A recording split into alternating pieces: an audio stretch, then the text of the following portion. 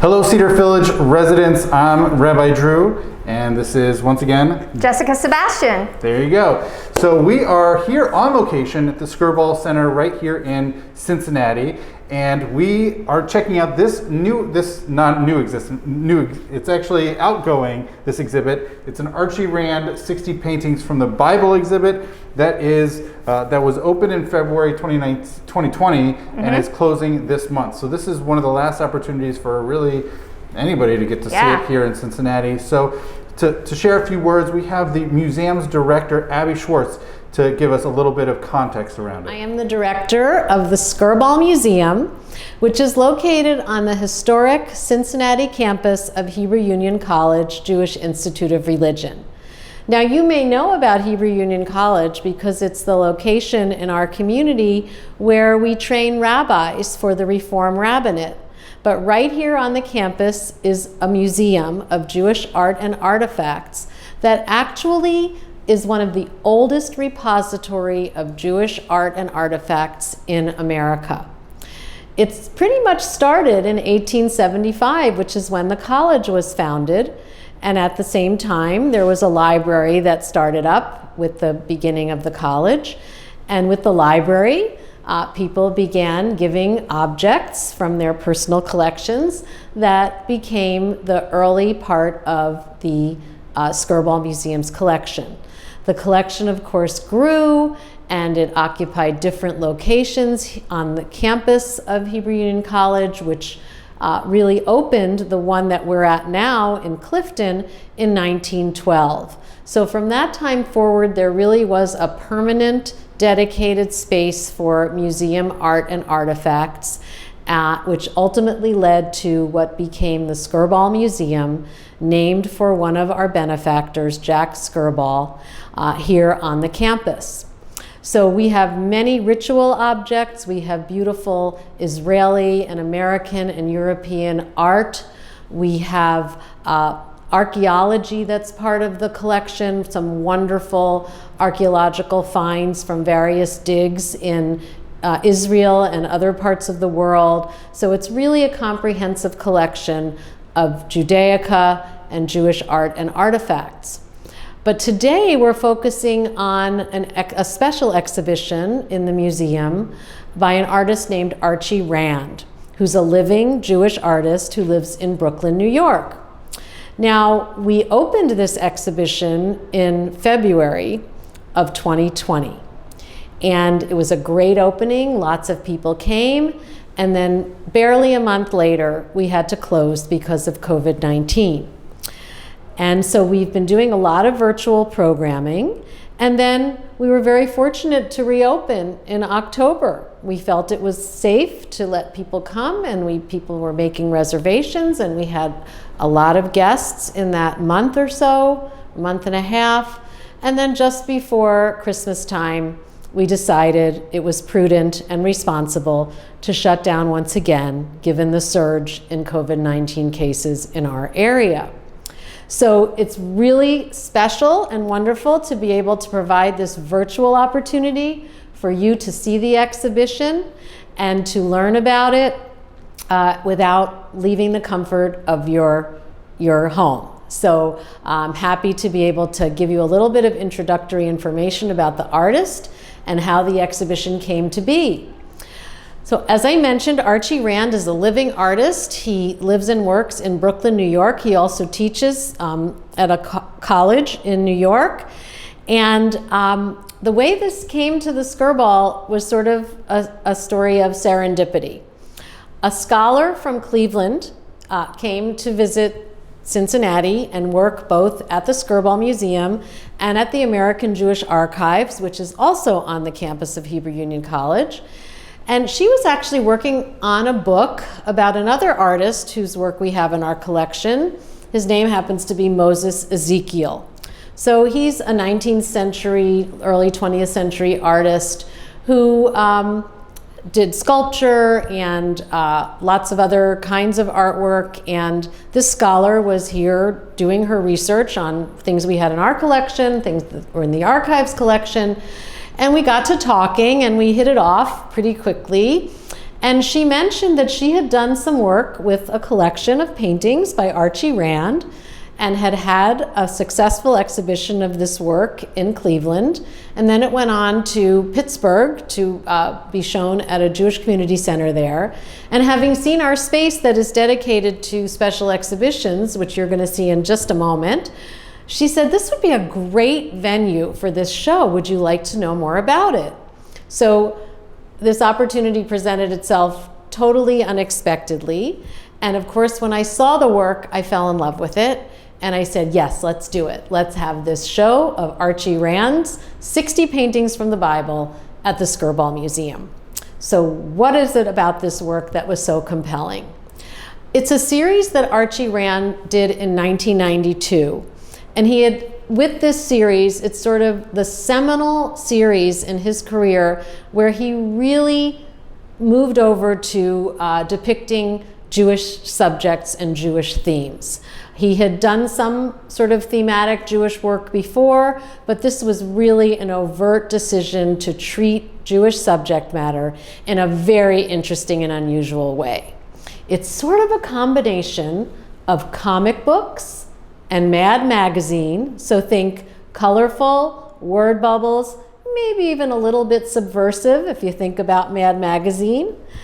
And German Expressionism, which is this love of color, vivid, beautiful, vibrant color, and the stories from the Bible, with lots of action, with lots of interest, with lots of passion. And he put all of those things together and chose 60 topics from biblical stories and treated them in this manner of combining comic book style, vivid, bright, rich, expressionist color, and the stories from the Bible. So he begins really at the beginning with subjects that deal with Adam and Eve, and where I'm standing right now, you can actually see his depiction of Adam and Eve in the garden, and the big word bubble that says, "We're naked." So he takes the text, which is all depicted here in the labels that go with the show, and he gives it a contemporary flair. So what could be more enjoyable? What could be more instructive? It really helps you to think about these Bible stories and interpret them yourself, and to think about them in a new and contemporary way. So well, thank you so much, Abby. This was really fantastic. And now let's hear from Jessica. Awesome. That was so wonderful to hear from Abby, who is truly an expert on this exhibit. I am really excited to see this exhibit in person. It's totally new to me, and I can't say that about a lot of artists, but this was something that I didn't know about, so I'm learning about it with you for the first time. I did a little research prior to this, but it's super exciting. And I learned a little bit about the artist, and I'm proud to say that we graduated from the same Institute of Learning. We both, our alma mater is Pratt Institute, and having lived in Brooklyn for 10 years, I feel a little kinship with this artist.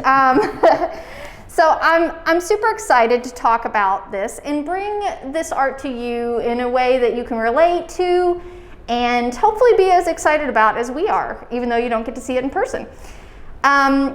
I will say, as you kind of look at the pieces, kind of just to give you some context, I know most of you are familiar with Marc Chagall. We have a beautiful collection of Chagalls at Cedar Village. Which hopefully we'll do in a future video like this. Absolutely, I would love to do a refresher on that. It might be a good follow-up. But I want you to kind of keep that in mind. Chagall was doing Jewish imagery in colorful pictorials, lots of illustrations, windows, stories from the Bible for years. And then we have Archie Rand, who is kind of subsequent to that. He was doing these artworks in 1992. That was long after Chagall had stopped doing his images. But, you know, he had to know and have seen Chagall's. He doesn't mention it in the literature as a direct influence of this, but I know you guys can relate to that because that's something you know about. And I want you to keep that in mind because you're familiar with this use of like vibrant color and storytelling in the art. And so with that in mind, this is the modern American version of that is what we're going to look at today. Wow. Or at least that's my take on it. That's an interesting take, a modern take, a modern Chagall take. Absolutely.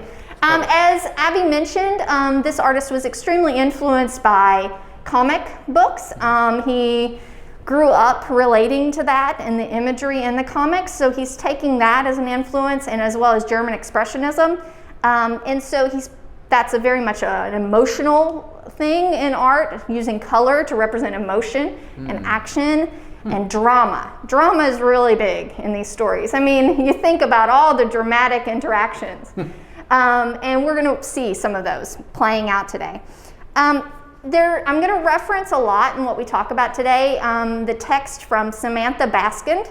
Samantha is the curator that Abby referred to that came here and had the idea for this show. And she wrote a beautiful catalog about the exhibit. And so I'm going to be referencing some of her ideas because she is truly the expert on this art. Taught me a lot as I was reading and looking at the pieces. So I'm going to start off by giving a quote from the artist himself, because I always think it's good to kind of hear from the artist, if you can, about where they're coming from, what they're trying to do. He said, "What could be funnier than taking things from the Bible that are dead serious and making them sort of, well, for a lack of a better word, available? Taking the sacrosanctness out of them without being irreligious. There's nothing irreligious about these pictures. I mean, it's exactly what's going on. But they're painted in such a way that they become available." I find that word really important. It's almost like an accessibility to liveliness, that accessibility. Yeah, absolutely. The notion of making something so sacred available is still to this day a very touchy subject, the artist wrote. And I find that really interesting. And we had a discussion recently about knowledge and being able to translate and impart knowledge to people and how that works, and how he's really trying to take these stories and help people kind of identify, relate, and understand them, and kind of take them in a different way. So I find that really important. So the 60 paintings from the Bible that Abby mentioned is the name of the exhibit. And as you watch what we're going to go through today, I invite you to write down any questions you might have, comments you might have. We'd be happy to discuss them more with you afterwards. We'd also be happy to bring those questions back to Abby and have a discussion later if we need to. That would be completely fine. So please feel free to take out pen and paper and jot down anything that you think along the way. One thing I will say about the artist, all of the artworks are the same size so that they are equal. And they were all created very quickly. So one thing this artist wanted to do is do it in a very spontaneous, quick way. He said if he slowed down and took too much time to think about the images or plan them, he probably wouldn't do it at all, because he was abandoning a lot of his ideas about what this stuff should look like, and he wanted to throw that out and just be impulsive, spontaneous, and just normal. So as we go along, I'm going to point out some of those like really spontaneous things that were happening in the art, and I think that's kind of fun. That's great. All the artwork was created in acrylic paint. Some of it is applied very thin, some of it's applied very thick, and then also using marker. So the text, which Abby mentioned, is actually painted on a white acrylic background. I'm not touching the image, by the way. Rabbi can justify to that. And then he uses Sharpie marker to write right on it, is what it appears to be, and would work perfectly fine on acrylic. But that really makes that text stand out. So this is the picture we're going to start with. I'm going to have Rabbi kind of tell you the background and what is being represented here, and then I'll go into kind of how the artist did it. Absolutely. Take it away. So this is an interesting story at the outset of the book of Genesis, where we have Adam and Eve are set in the garden to guard it and to protect it.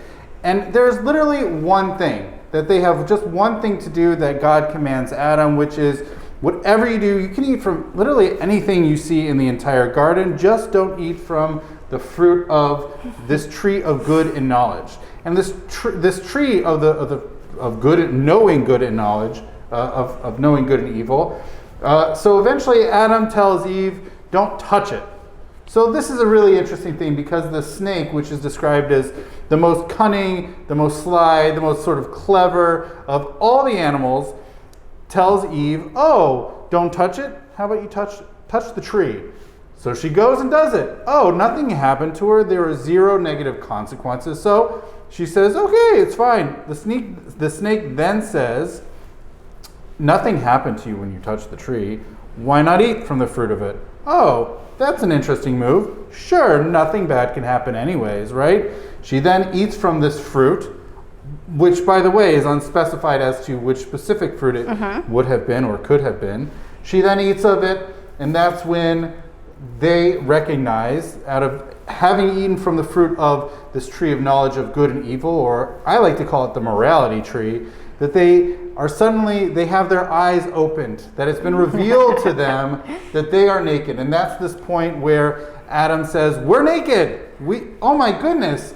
We have this, which is really fascinating for me, that it positions it as this sort of universal morality that all people should be clothed. And this is the moment at which people found out, but they didn't find out about it amongst themselves in a social setting. No, they have to eat from this inanimate tree, or fairly inanimate, non-sentient tree, in order to discover that they are lacking clothing. So whatever this fruit is, it's not even clear that it's a tree. It could be whatever provides fruit. So, which, by the way, it's not necessarily specified in the Bible that it is an apple. It's a fruit. We don't know what it is. Just a fruit. So that is the scene going on.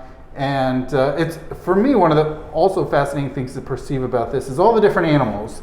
And I think part of that is the animals are naked, and that's totally fine. Humans are different. Also, if thinking about the snake as the most cunning of all the animals, what other animals are there? Oh, actually, there's a whole bunch of them. They're not as cunning as the snake, and I think that highlights the sort of, sliminess of the snake. Absolutely. So I love the background there on this.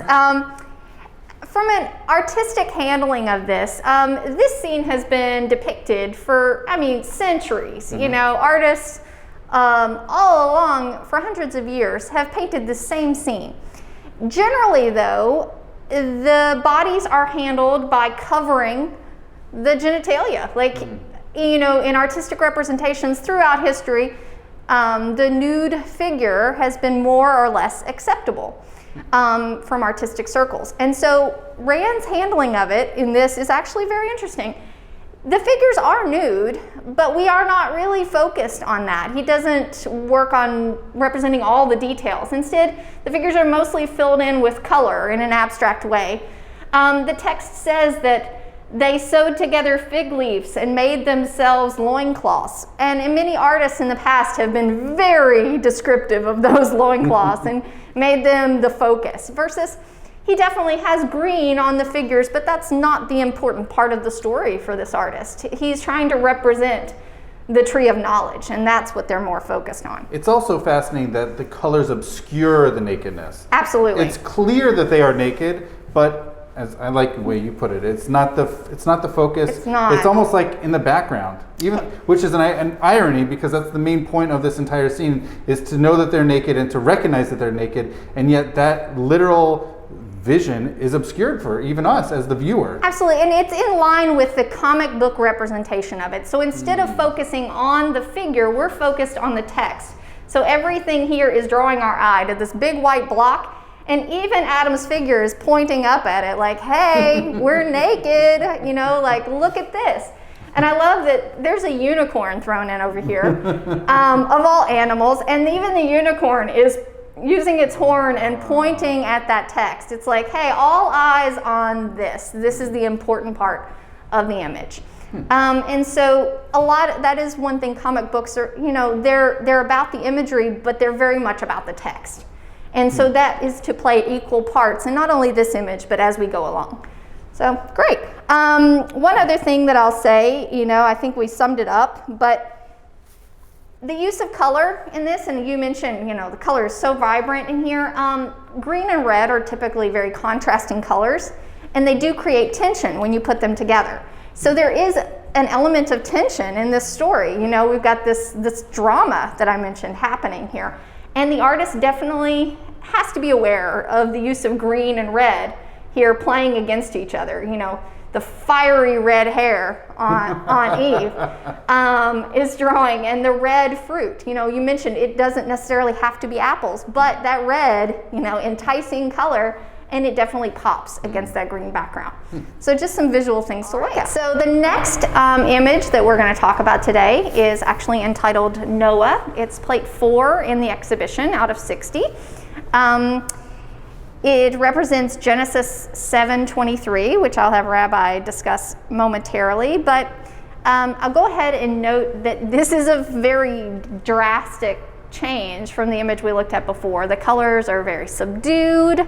They're intentionally washed out, and I'm going to use that word because it relates to what he's representing here.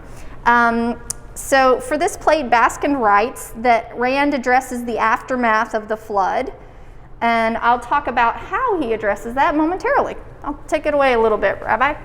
Great. So it seems to me, looking at this piece, I like the way you talked about the washed out colors.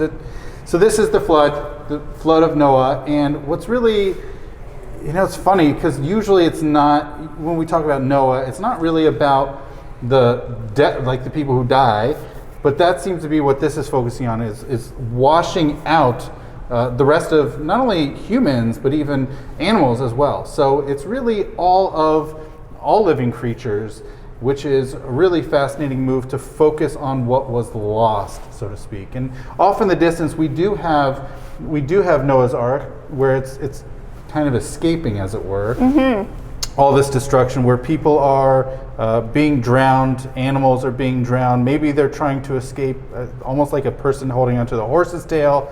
So people are doing what they can, and yet it's, I like Jessica's language, everybody is getting washed out.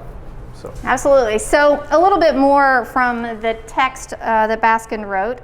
The thinly painted blue background, you'll see back here, recedes under thick vertical lines of gray. So what you might have a hard time telling here is these kind of drippy patterns here are actually gray paint that is just streaked down the canvas.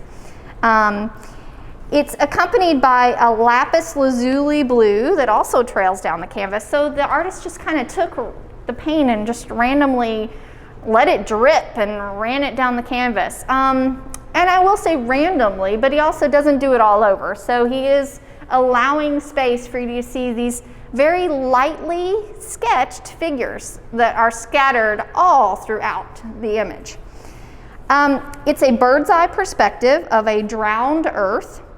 It does not utilize a speech bubble. So this is something I want to look at, is there is a caption, but it's not a speech bubble. There is no person speaking in this. So in many of the images, we'll see that this bubble has a point coming, or little marks coming from the speaker. This one is not. It says, there was a flood on earth for 40 days. Only Noah and those with him on the ark survived. So it's merely just stating what is happening, as if it's a caption. I'm glad that you mentioned the ark there in the yellow. In many of Rand's images, yellow is demarcating God's will, and even God in the images is represented as the yellow portion in the image. Rather than having a direct representation, it's more of a symbolic representation of light. And so Noah is moving toward the light in the ark here. It's an interesting depiction of that. The focus is not on any particular individual. Like you said, there's animals and there's people escaping. He did choose to represent a few in color here in the foreground. And you see this blue figure desperately grasping onto a tree. Other figures that have climbed up into the tree and hold on.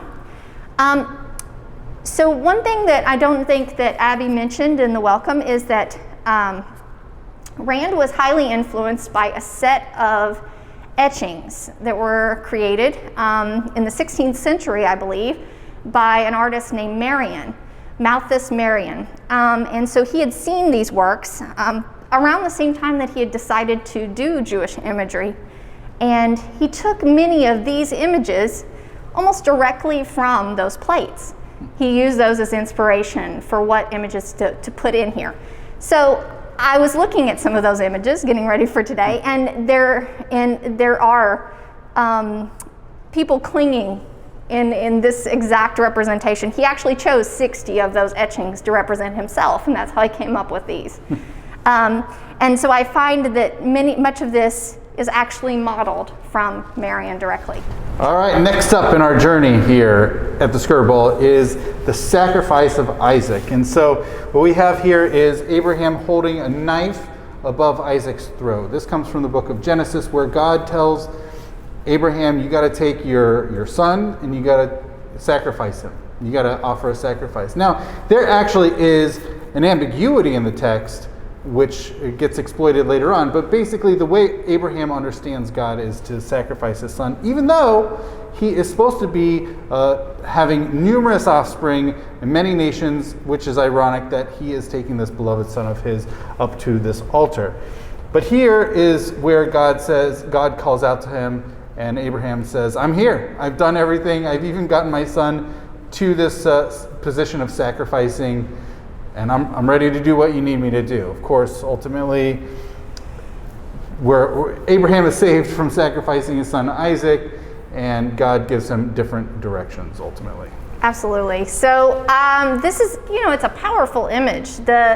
What he chose to write here, I'm here. I mean, I find that he simplified, in the text it actually says, here I am, but instead of saying, I'm here, it's like, hello, see me, witness me, I'm here. Well, I actually like that because the Hebrew is hineni. I was glad you mentioned that. So which I think in the English you could say, here I am, which has a little bit more of a formalistic aspect when we think about it in English, or a more formal verbal resonance, Absolutely. if you will. But here, I'm here is more informal, as you point out, but it works as still an accurate translation. Absolutely. And almost, to Rand's credit, it almost might be a more, just like, I'm here, like I'm ready, as opposed to something more formal. It could have been a more, like almost out of shock, a surprise, God is speaking to him, and that's the first thing, that's just how he says it without overly being formal. I'm really glad you mentioned that. I read a little bit about that, the Hebrew text and how it translated differently, and so I'm happy to hear you say that. Great. Out of 12 total in the series that come from Genesis, the sacrifice of Isaac utilizes humor, but it's coming from distress. So this, I'm here, this is really happening. There's a little element of exactly what you said, surprise, why is this even happening? But I'm willing, I have this faith and I'm willing. At the left of the composition, we see Abraham, and he is aged. I mean, he is an old man by this point, and so the artist represents that. I mean, his face is just torn and distraught, and when you can see it up close, it is just blue and beaten. And he is preparing, he's holding the knife. We see that moment of drama represented here. Go ahead, yeah. I like what you had to say about he seems old. His face is literally darkened. Of course, his son also has a bluish aspect, a bluish hue to him. Although even just immediately around him, you could see even the bushes darkened, even though all the other verdant aspects of the painting, all the other flora of this, all the other plants are a lighter tone of green, whereas this is a darkened green all around him, almost to intimate that Abraham is emotionally darkened and really challenging spot at the moment. I actually had that in my notes to mention because this, excellent. Because this, the artist is really making this stand out more than in any other image. I mean, we see these colorful backgrounds and everything else, but here we see he is surrounded, Abraham, by this darkness. It's like this dark cloud looming around him. And I'll mention the use of yellow here, as I had mentioned in a previous image. We have the heavens in yellow and the angel of the Lord communicating with him here. So there is this representation, but it's also obscured by this just glowing color coming from the sky. And I find it interesting that we have, we have animals and, a farmer walking around, in this critical moment. So it does, it's funny, it does seem like there is this farmer and there's just a farmer tilling his land with a donkey, but I actually think it's part of the story where he needed a servant to come up with him. They took a donkey. So he said, you can stay here waiting. We're going to go the rest of the way up the mountain. You can stay down here. So it's actually part of the story. It's yeah. Excellent. I'm glad you mentioned that. Yeah. Well, you know, it's fun because these images are done so spontaneously, and so the act of making them is done really quickly. The paint is applied in a very, very thin way in the majority. You could actually see the canvas coming through, and a lot of it, the paint is applied in such a thin manner and so quickly. And then there's other parts where the paint is just slathered on very thick. But what I like about this and what just happened with this dialogue here is the artist obviously knew a lot about what is happening in the story to represent that. He put in this, what could be considered a small detail, but it is actually an aspect of the story, and he did not leave those things out. So if you look critically at these images, it includes pretty much everything you need to know.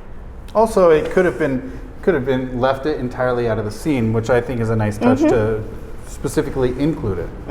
Absolutely. All right, next up in our series is Isaac and Ishmael, which is literally right next to it, catty corner. It's Isaac and Ishmael, but it is not a typical representation. It's not a typical scene of Isaac and Ishmael. Moreover, it's one that I think even close readers of the Bible often forget or overlook, which is when they bury their father Abraham. And it's actually located, yes, it's Genesis 25:9.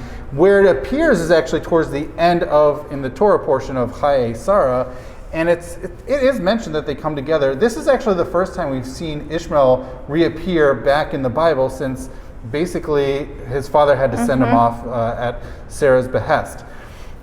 And yet they come together. They come together to bury their father. Abraham in his life really still loved Ishmael. He was his firstborn. And they must have maintained some sort of contact, and even when Ishmael somehow must have heard of the passing of his father and did the sort of the ultimate act of kindness, which is burying the dead, since burying the dead can never be repaid from the person being buried. So here, and the reference is really from the beginning of, I mentioned the Torah portion of Chaye Sarah, Sarah's life, that at the very outset, Sarah dies at the age of 127 years old, and Abraham goes out and purchases this cave from Ephron the Hittite, and this is at the very end. So it's a nice literary envelope of sorts, and so they are now burying their father together. Absolutely. So this image, I think, this one struck me in a really, I don't know, emotional way because of this representation of them together, because they have put aside their differences and essentially not even being raised as brothers at all, to come together for this common cause. And the artist represents them as equals, using exactly the same handling of color. There is not one that is more detailed than the other. They are literally equals, even in that they are speaking together. So I don't know if you can see this, but the speech bubble that says, "We're burying Abraham in the cave he bought from Ephron the Hittite," they are both speaking it simultaneously. There's literally bubbles coming out of both at the same time. It's not a thought bubble? I don't know. That's a really good... I would imagine it would be more... That's a really good mention, and I wondered what the differentiation was there. You mentioned these are circular bubbles, and it's a bubbly bubble. We'll say more like a cloud bubble. And you're right. In comic books, that is probably it's a thought bubble. I think this is the visual way of demonstrating the visual convention for thought, as opposed to the previous one where we saw with Abraham saying, "I'm here," with more solid lines and pointed dialogue. This is more of a thought bubble. But I do love that it's coming from both of them simultaneously. Yeah. I think that's really important. Right, and you can't distinguish which one's Isaac and Ishmael. Absolutely, they are truly equal in this picture. Something else that I noticed seeing this in person, which I could not see in the printed version, is that Sarah's name is actually written in pencil over here. And yeah, maybe we can get a closer look at this because the details are really important on this. And I thought that was really important to show that they are being buried there together.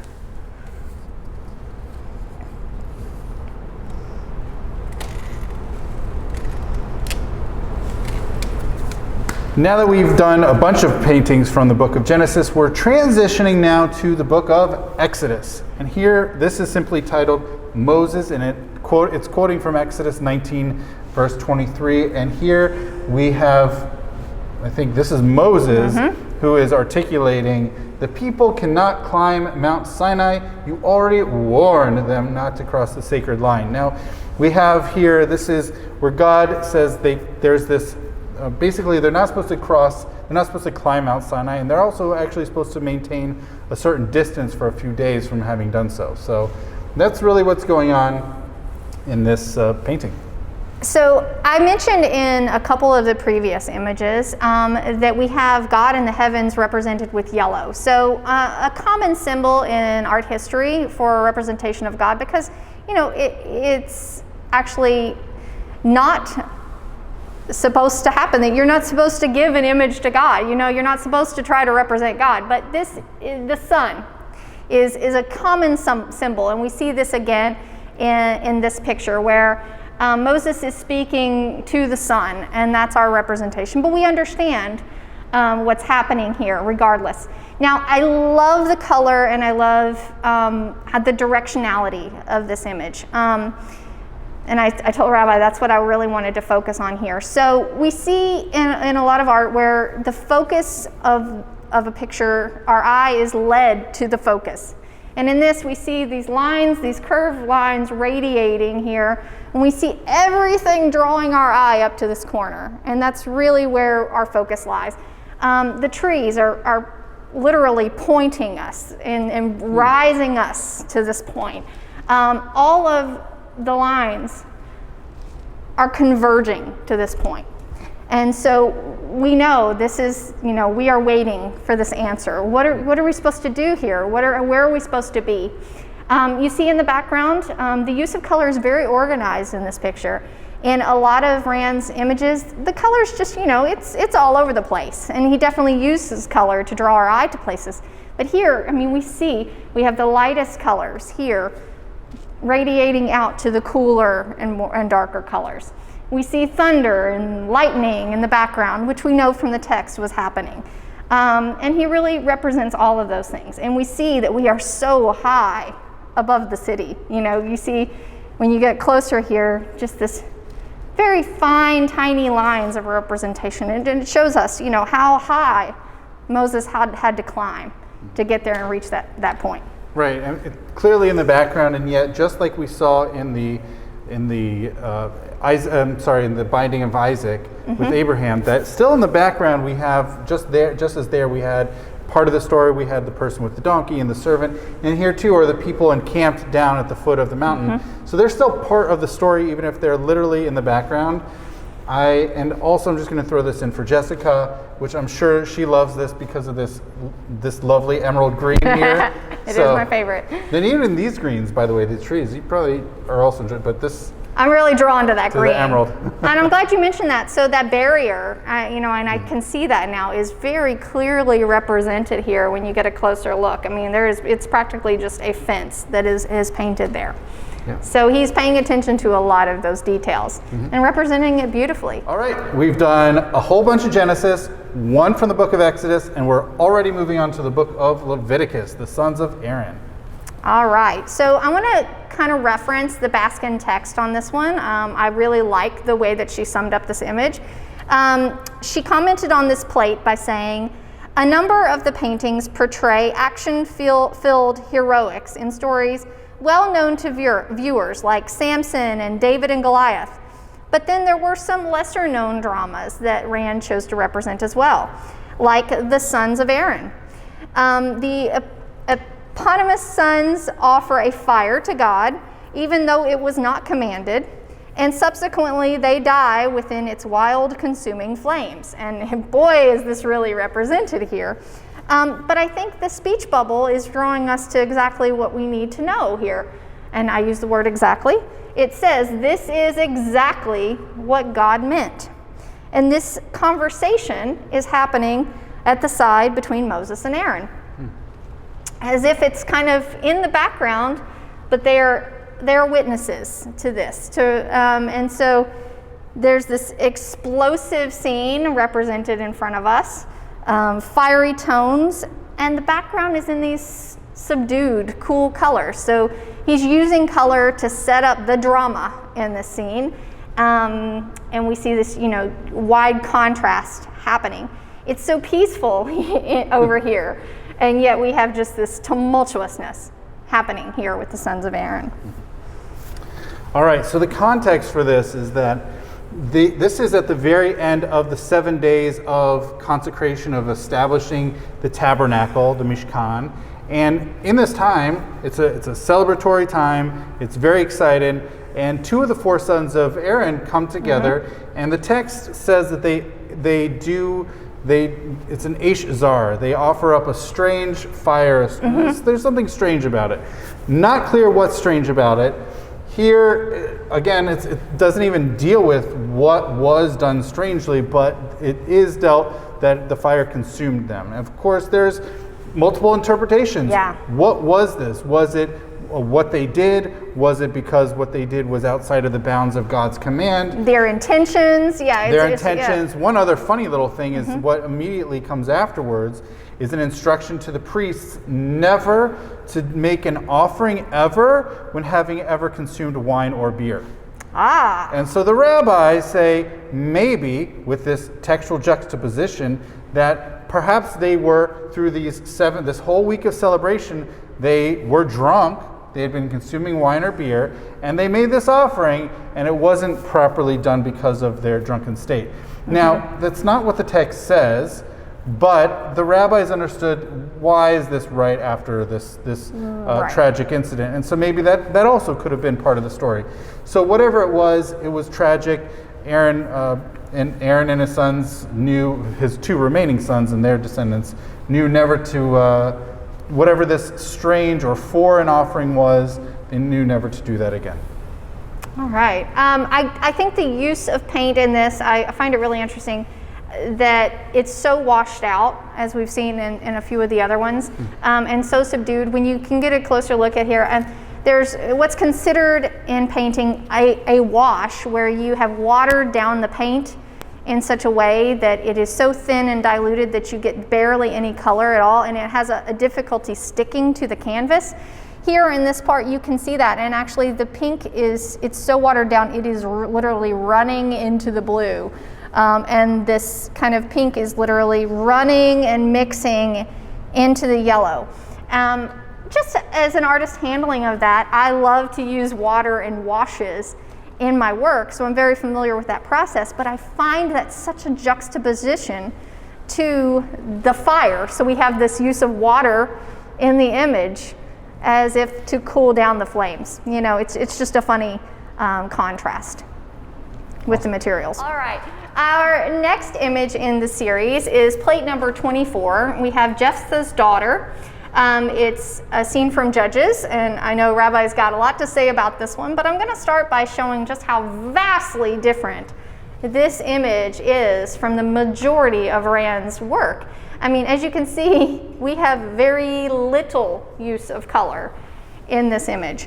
And just as we walked up to this image in the gallery, I was just struck, and Rabbi's going to pan out for a second with the camera, but I mean, you can see side by side the amount of paint that is used. We have Samson here, and we have Jephthah's daughter. We hardly have any paint on the canvas in this image, versus over here we've just got a ton, and this is typical of what we're seeing in the Rand exhibition. So what's really curious is his handling of this image, and that's what we're hoping to get into here.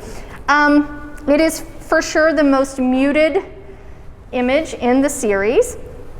As I said, it was a story from the book of Judges, which I'll let you go into a little bit more. But he doesn't directly represent the whole story.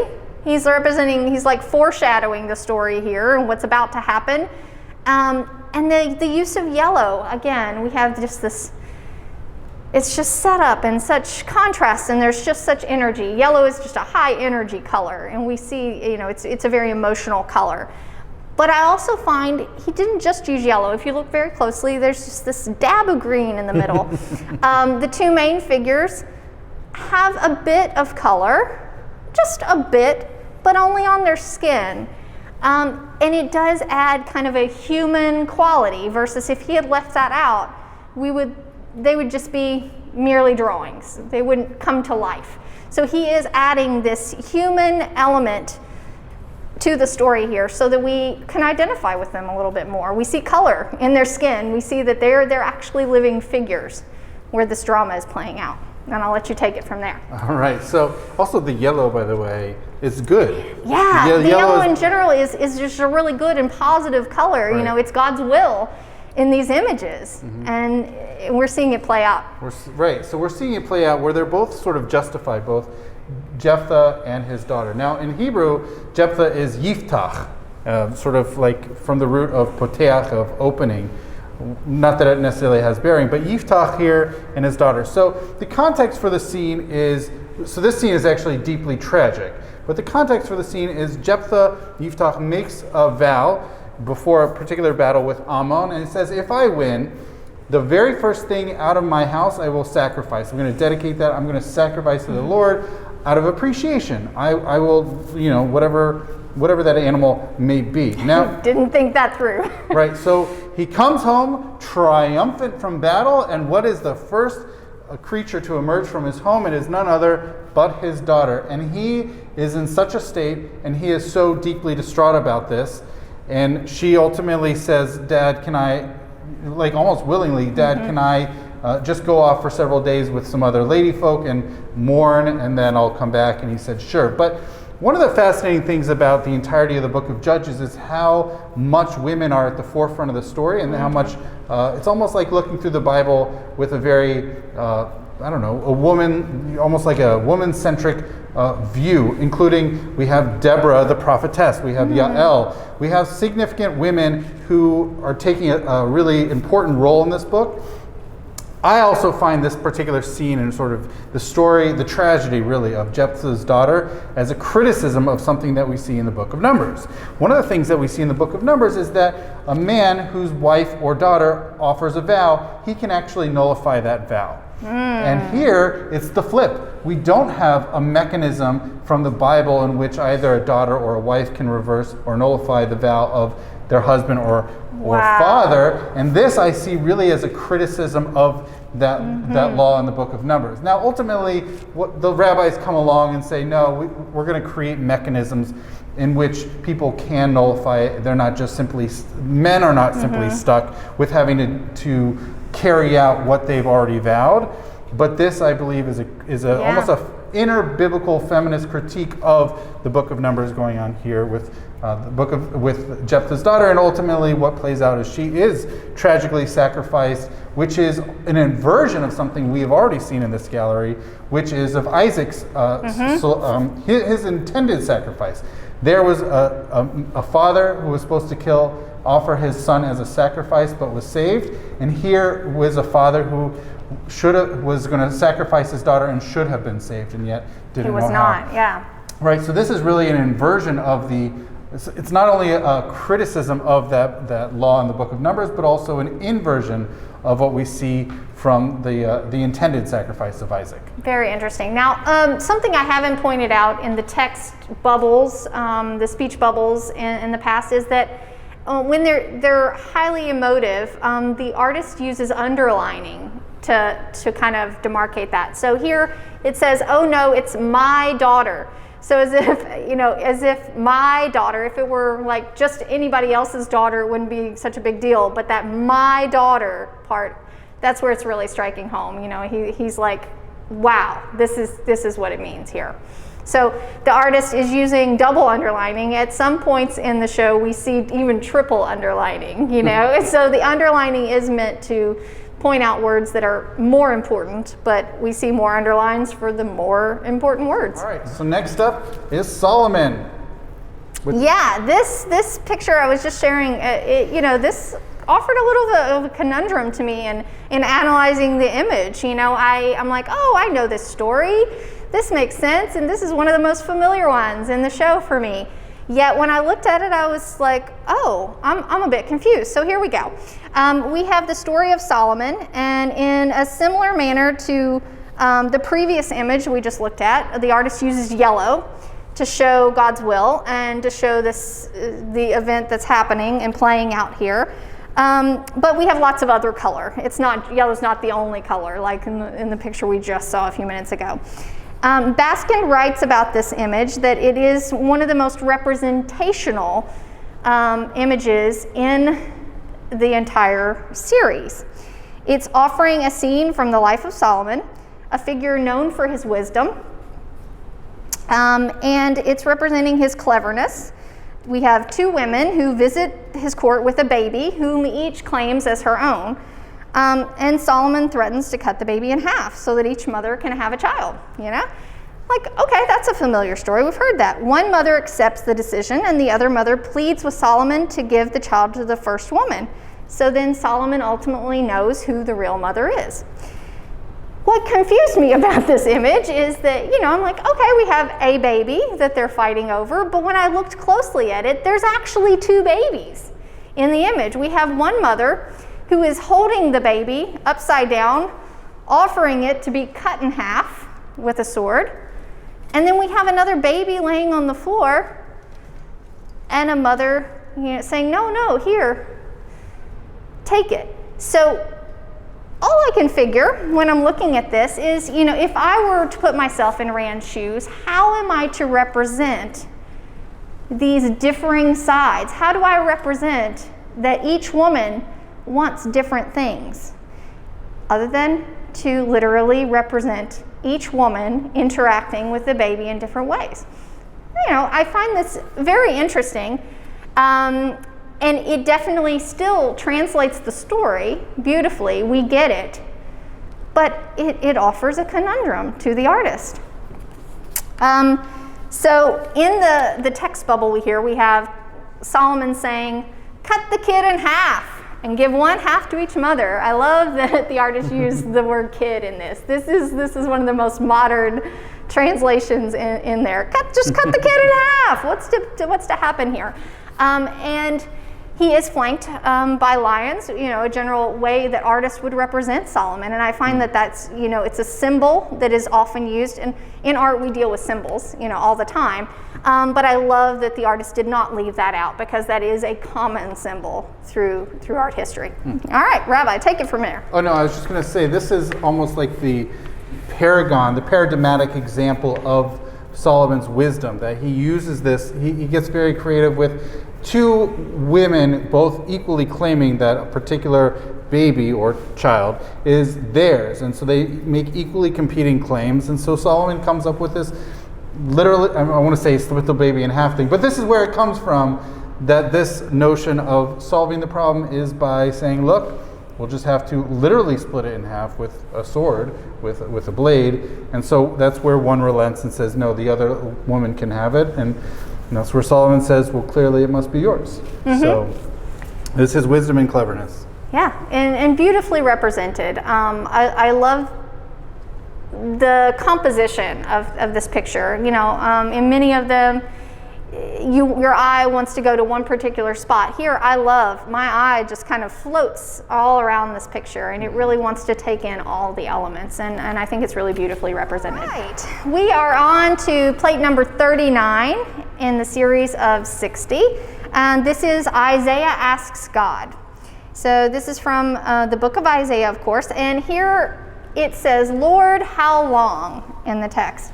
Now, I find it interesting referencing what we discussed earlier about speech versus thought, and this made me look at this one differently all of a sudden. If we are going with the idea that the cloud is like a thought bubble, then this might actually only be thought versus speech. Interesting to think about, because the text actually says, this is related to Isaiah's vision, I asked, how long, my Lord? And he replied, till towns lie waste without inhabitants, and houses without people, and the ground lies waste and desolate. As if there is an actual verbal exchange here. So I I do find that interesting, and I don't know that the artist, what his intention was here, whether this is literally thought or speech represented here. I also found on this image, when I was reading the catalog by Baskin, I couldn't help, she does not reference this image necessarily, but she references some of the other ones, but I found that it did apply here as well, that Rand chooses to represent God, or not clearly represent, in this image. She states that he is generally hesitant to represent God because of the Second Commandment's prohibition of graven images. Yet Rand instead creates a sense of a figure with a bare outline sitting on a throne in the sky. So if we can get a close look there, surrounded by seraphim. So I was just like, well, yeah, I mean, this is a pretty clear representation. So for an artist that generally tries to stray away and in other images chooses to use just yellow or a sun, just my curiosity took hold when looking at this particular plate as to why it was a little bit more detailed. Again, I don't have the answers to that, and one day if I ever get to talk to Archie Rand, I might ask. But I definitely found it interesting here in the image. I also was struck by the amount of paint and color applied to Isaiah in the image. I don't have a reason why, but I do find it very interesting. His face alone is a complete rainbow of colors, as if the artist couldn't pick one. Now, I do think, you know, if this is representing him in a visionary state, maybe it's reflective of that. Even, you know, his whole body is just filled with this rainbow of colors, but especially attentive to his head and face. It's even like has an aura of color coming out of it. Really interesting. His hands are offered up. We have red and green, again, those contrasting colors. And then in the image, you actually do see a seraphim. I guess I'm using the right word there. Angel of sorts coming down with tongs and I believe a piece of coal, if I've read the text correctly. Anything you'd like to say about this image, Rabbi? So I'm not really an expert on the book of Isaiah. We were just mentioning that. Yeah, So when you want to read a little book of Isaiah more. is not my area of expertise. I'm sure Jessica loves these emerald greens being populating the picture. I do want to say it's interesting thinking about the word seraphim, which is, so seraphim actually comes from the word seraph, which is burning. Right. So these seraphim are like burning angels, which could be, and I don't know what the angel is that's offering in tongs this piece of coal, but it very well could be because of all the fiery imagery. Yeah, and the yellow definitely works to represent that. You know, we're seeing this, you know, will of God represented in all of Rand's images through this sense of yellow and gold. But here, I mean, yeah, we definitely have a direct representation. It's cutting through these other colors, it's coming straight down. Just an interesting piece, not exactly one of my favorites in the exhibit, but definitely drew some questions for me. All right, we are now at the picture that is literally entitled Jeremiah. It comes from the very first chapter in Jeremiah. And yeah, all right, Jessica, take it away. All right, so for this one, this is our last image that we're going to cover today. I definitely wanted to reference the catalog by Baskin on this one. I found it really interesting to show exactly how she described this picture. She said, modern speech suggests not only the very humanness of the biblical figures, but also in some cases a more human God, one with vexations toward his earthly followers rather than an omniscient presence. In Jeremiah, the prophet expresses his hesitancy to go forth. Within the Holy Scriptures, God responds to Jeremiah's reluctance. Say not, I am a child, for to whomsoever I shall send thee, thou shalt go, and whatsoever I shall command thee, thou shalt speak. Well, the artist didn't really use that language in here. Instead, he chose to write, don't tell me that you are a child, because you are going to go wherever I send you and repeat whatever I tell you to say. Boy, I was channeling my mother role in this one. I was like, don't tell me, you know. So I definitely identified with, you know, Rand represents God as a parent figure in this, you know, really imparting, you know, like, here, you just trust me, listen to me, do what I'm saying. And I think that was really interesting to see how Rand took the text and put that modern spin on it here. And that God is speaking from a text balloon. We are hearing straight from him in this. And this is one of 8 examples in Rand's series where we are hearing directly from God. Mm-hmm. Take it away. All right, so I have nothing biblically to talk about. I'm really fascinated by the artistic aspects. So first of all, I'm just going to point out the emerald green, which Jessica loves. But for me, what's really cool, and something I've learned in the course of this session, is the greens and the reds coming together in the character of Jeremiah, literally at the center, drawing our attention here. Mm-hmm. But meanwhile, being flanked by this nice blue color, and then the more casual, definitely more backgroundish, sandy colors, I almost want to say. So this, and of course, obviously the yellow sun representing God. So there's a direct focus here for Jeremiah. Absolutely. The composition is a big part of this, and the color choice. I also find it humorous. You know, we've got almost like flowers represented here, just like using these big blobs of paint, to use no other word. Right, which is kind of like the Jephthah's daughter one, where it was just that green just splotched in the middle. Just a little splotch on there of that color. I do relate that to the spontaneity of this artist's creation. You know, being expressive. If he's influenced by expressionists, just being able to be in the moment of creating it, the color that feels right, and to just go with it and not think too much and over question what you're doing. And when Rand was commenting, he said, you know, if I had asked myself, what am I doing, I probably wouldn't have even done this series. Like, I wouldn't, and certainly wouldn't have made it through all 60. So I find that particularly impressive in this. The paint is applied in some areas very thin, in some areas very thick, and it's just it's a really spontaneous, beautiful representation in the text he chose, and as well as the handling of the image. All right, so we said this would be the last, but we're going to do a bonus, I think, as a finale, and I think this will really provide a nice context to this exhibit. That one. Yes! Yeah. I was thinking the same thing. As I mentioned, there's a bonus because literally Jessica's in my eyes caught this just as we were doing this Jeremiah piece, and we couldn't not do this. Earlier on, Jessica mentioned, literally, I think it was right just near as the we were beginning, doing, yeah. Just as we were doing the Noah one, that his paintings. He was inspired by Matthäus Marian, who lived in the early part of the 17th century. They actually did a really nice job in providing a particular example, literally a side-by-side example of how not only influence, it's almost not even an influence to say on Rand, but really Rand's riffing on what the opportunity was. Now, in front of us, we have Ezekiel's vision from the first chapter of Ezekiel. It's the chariot. It's all these different sort of animals being represented or whatever's going on.